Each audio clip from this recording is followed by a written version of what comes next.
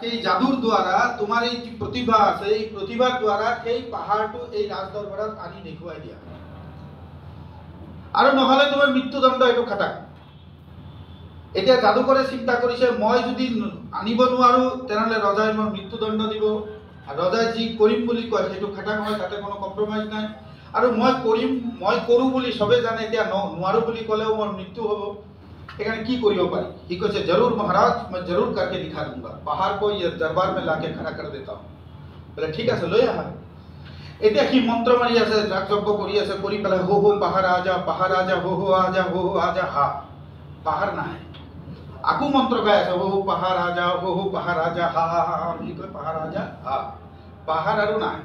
तो बादशाह कहते क्या हुआ, तुम्हारा पहाड़ क्यों नहीं आ रहा, तुम्हारा मंत्र का क्या हुआ? महाराज मंत्र का कोई गड़बड़ी नहीं, शायद पहाड़ में कोई गड़बड़ी हो रहा है, मैं थोड़ा देख के आता। तारमाने ही जाने मैं যদি ইয়াতে থাকো মন্ত্ৰ মাৰি থাকো পাহাড় কেতিয়াও নাহে। অতএব পাহাড়ৰ ওচৰত গৈ ভাৱনা কিবা এটা মই বাহানা দি পেলাই মই পাহাড়ৰ ওচৰলৈকে যাব লাগিব। এইকাৰণে সি মনে মনে ক'লে, মহাৰাজক ক'লে, মহাৰাজ বাদশাহজি মই পাহাড় ক'ৰবাত আটকি গৈছে, ক'ৰবাত কিবা এটা অসুবিধা হৈছে, মই তাতে চাই আহোঁ পাহাড়টো কিয় আহিব পৰা নাই, মোৰ মন্ত্ৰত কোনো ভুল হোৱা নাই।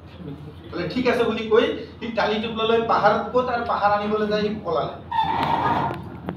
গল্পটোৰ তাৎপৰ্য এইটোৱে, সমাজ হ'ল বিশাল এটা পাহাড়, সংগঠন হ'ল পাহাড় নহয়। সংগঠনক যদি পাহাড় কৰিবলগীয়া হয়, আমি হলো সংগঠন হ'ল এটা যাদুঘৰ, মানে গল্প। অৰ্থাৎ